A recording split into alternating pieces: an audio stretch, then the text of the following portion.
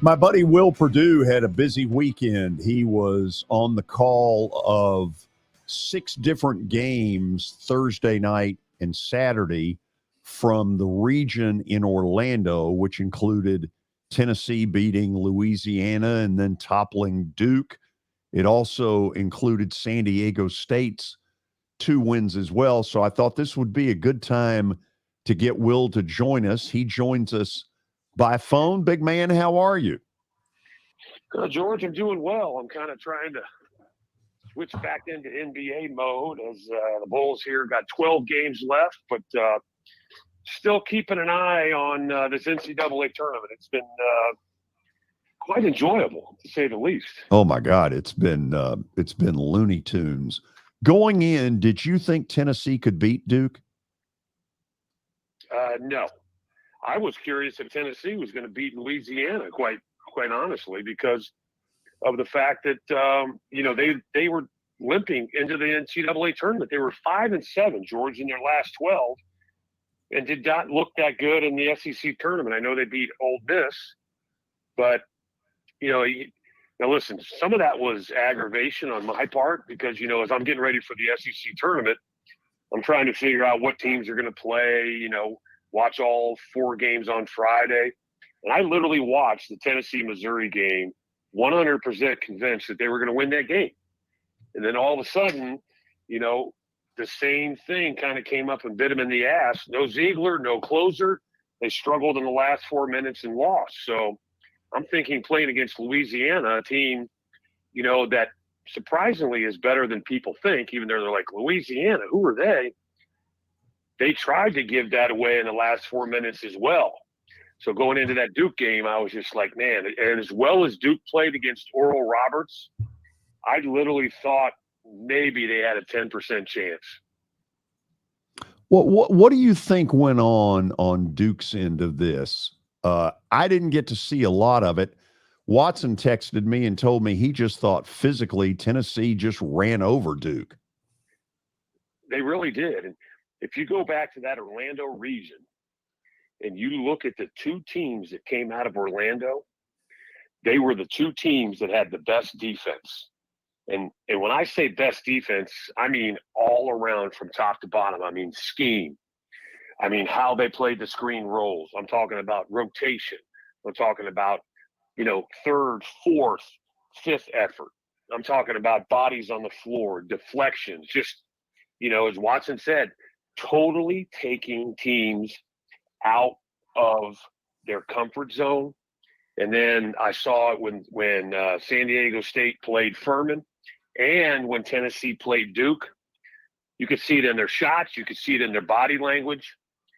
Both Furman and Duke just ran out of gas late. Also, a lot of teams, George, cannot play that type of depth and still be able to play the same type of intensity because you have a pretty significant drop-off when you go to the bench, when you talk about athletic ability, you talk about skill set. But, you have to give Rick Barnes credit. I mean, he's done an excellent job recruiting. He's got depth. And, if Ziegler goes down even 2 weeks later or, in the SEC tournament, they don't win that game. But because of when he went down, what was that, February 26th? Mm-hmm. Yeah. They got a couple guys that get a couple more reps, and they were comfortable with the increased minutes that they got, especially in the such a big stage in the NCAA tournament. Will, I know you came away really impressed with San Diego State. When I've watched them, the book has been, as it has been for several years, they'll really D you up, but there's certain nights they don't throw it in the ocean. What did you see out of the Aztecs? Well, I mean, much like Tennessee, the same thing. As good as Tennessee's defense is, I think overall third in the country. And I think more so with scheme and physicality. But the one thing that I truly was impressed with more than anything in any other team, and quite honestly, George, I haven't seen a defense play as hard or as physical in years as far as on the college level. And that being said, I want to say this. I mean, some people may want to disagree with me, but I will say in Orlando, I thought the officials did not just a good job, but an excellent job of letting these teams play, of letting the players decide the games. And I didn't think the officials at any point whatsoever, I'm just talking about Orlando, really stepped in the way and all of a sudden made it about them. You hear people doing that about all the time. But that's the other thing, taking it to the next level. I would hate, and I'm not trying to, be dramatic or anything. I would not want to be an official in that San Diego State Alabama game, because that truly reminds me, as you look forward, of a Celtics, Pistons, Knicks, Bulls. That truly reminds me of an old school playground, no blood, no foul type of game. Are you at all worried that Alabama doesn't win that game? Yeah, I am. If Brandon Williams does not play well, they will not win that game. I truly believe he is the difference maker for them.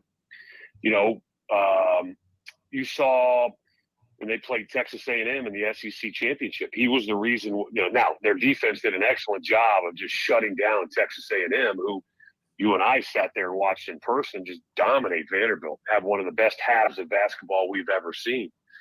But that's the one thing that defense will do, and we constantly heard it as the theme, down in Orlando. Defense travels, because you hit these bigger arenas where, guys aren't used to playing in them. And listen, it's more mental than physical as far as the background and the atmosphere and all that stuff. But I'll be interested to see how all these teams play in the mecca of basketball in Madison Square Garden.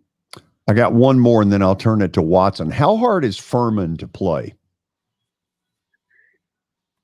Well, if you're not, and that's the other thing, George, like if you're not used to playing a team with a certain style, you can talk about it all you want. You can try to simulate it all you want in practice. That's what the coach from Furman said. He goes, we really don't play anybody like San Diego State.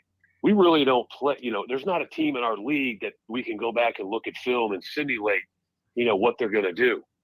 We can talk about it. We can show them film, but unless you played against it, it's just really tough to adapt to the physicality.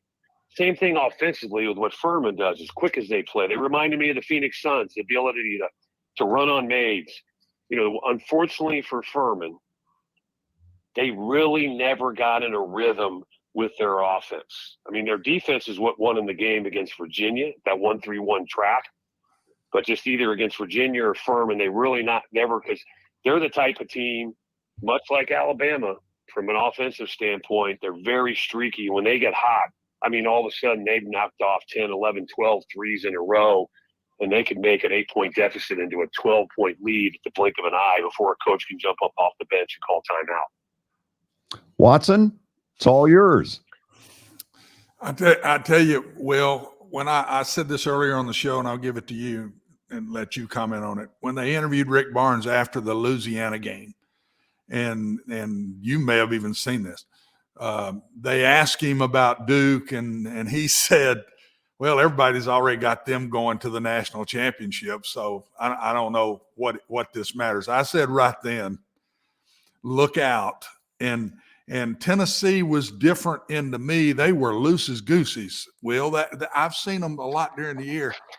They're better underdog-wise. When they're the underdog, they play different. When they beat Alabama back in the season and beat them good, being the underdog, and they had just lost a couple in a row, and I think they just lost to Vanderbilt and then to Missouri, and then they just beat Alabama good. I said that's a different-looking Tennessee team. And the other thing to me, Will, Duke hadn't played anybody like that really in their conference. Tennessee is old, mature, physical, and I thought the last 5 minutes, Will, Duke was tired. I think Duke didn't back down now. They still came after them and all that, but I just thought they were tired in the last 5 minutes, and they couldn't make a normal Duke run. They were wore out. Yeah, they really were, Watson. And, it's kind of interesting.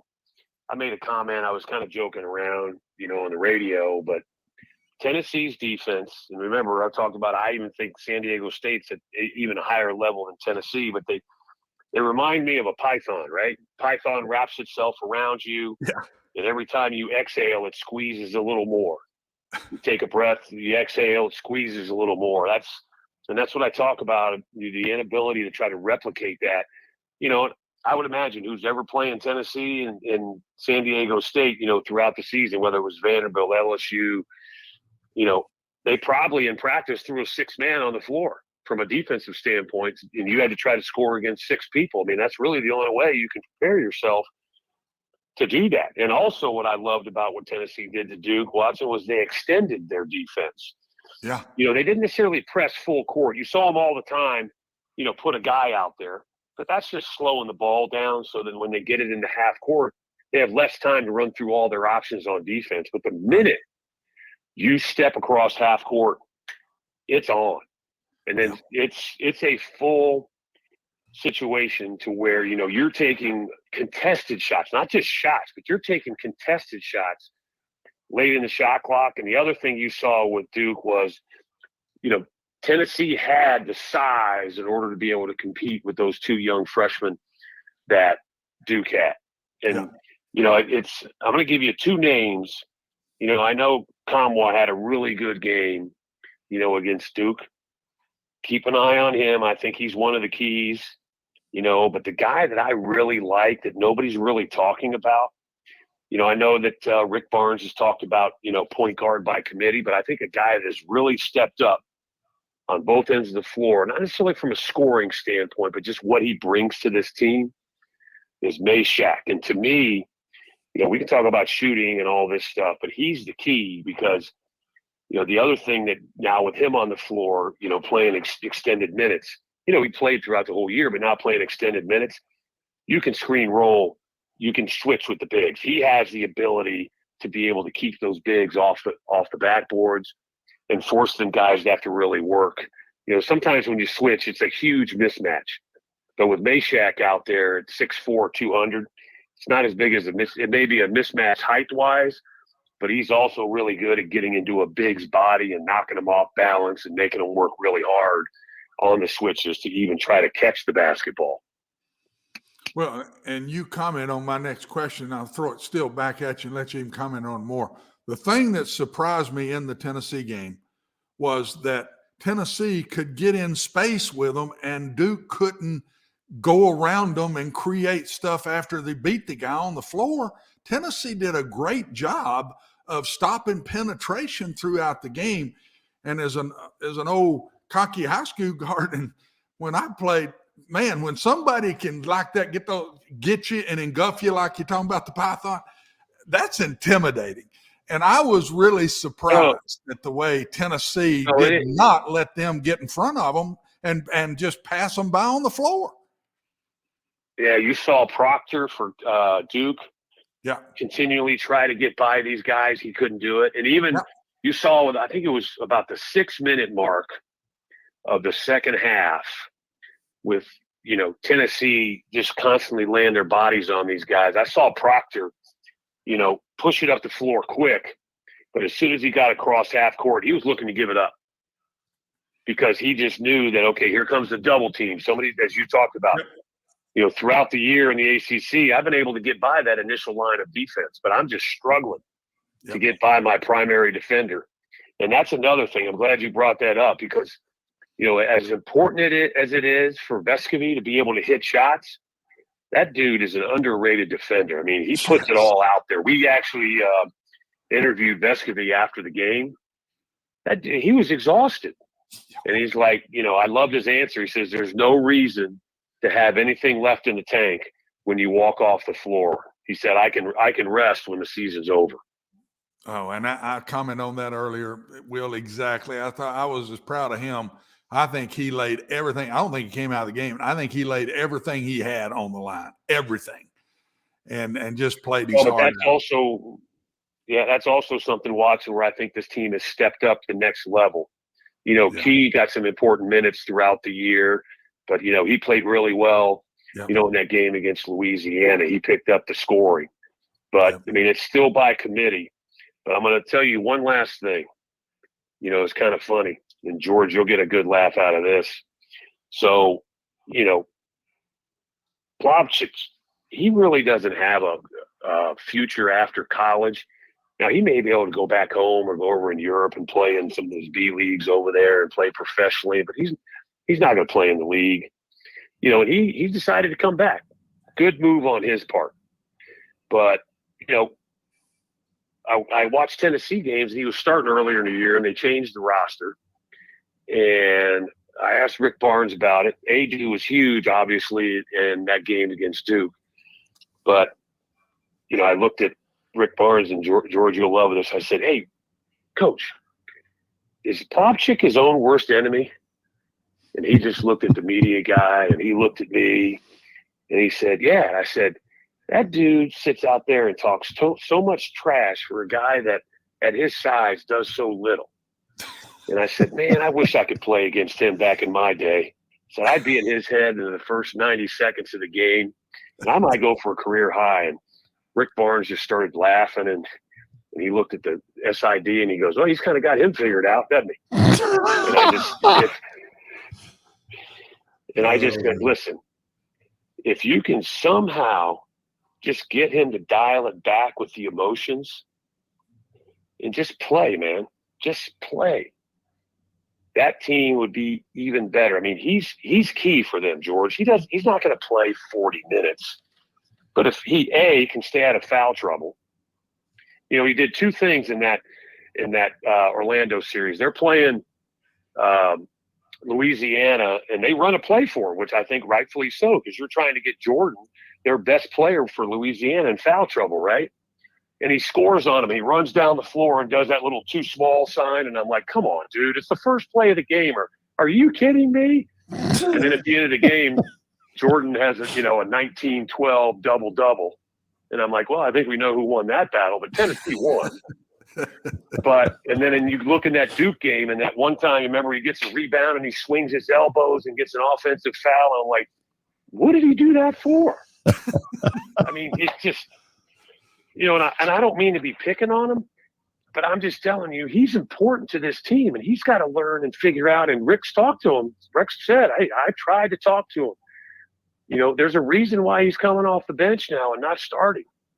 You know, it's just like the old saying, George, is, you know, you can lead a horse to water, but you can't get him to drink. Yeah. If he can just dial those emotions down just a notch and not always try to prove so much about how good he is or how tough he is, and just play within the system, I mean, he's a valuable asset. He's skilled. Sure he is. So don't take yourself out of the game. Force the coach to take you out of the game. Will, appreciate you taking the time to come on here. Are you in Chicago? Yeah, well, the Bulls actually are in Philly tonight, so this is a huge game. They're currently sitting in the 10th spot in the playoffs. Oh, yeah. And here's a little stat for you. Joel Embiid, since the day he stepped foot in the NBA and in a Sixers uniform, is 12-0 against the Chicago Bulls. Ooh, that's going to come up pregame, isn't it? Oh, yeah, absolutely. Hey, take care. I appreciate it. Hey, let me say this too, man. I know you got to go, but I know people know I went to Vanderbilt, and, you know, but I can honestly say, you heard Stackhouse saying the same thing. You know, once it gets into the NCAA tournament, we root for all the SEC teams because we want to see them go as far as possible. So people talk about the SEC. I think basketball is underrated. People don't pay as much attention to the SEC for basketball because football is so good. But I think you're seeing how good this is. But I will say this, you know, I occasionally struggled at times to root for Tennessee, whether it was specific players, whether it was specific coaches. But, you know, Rick Barnes is the definition of class. And Tennessee did themselves a huge favor when they hired him. I love when I get his areas. I got him in Columbus last year. You know, I developed a relationship with him back when he was in Texas. But I think that, you know, just what he's been able to bring to Tennessee.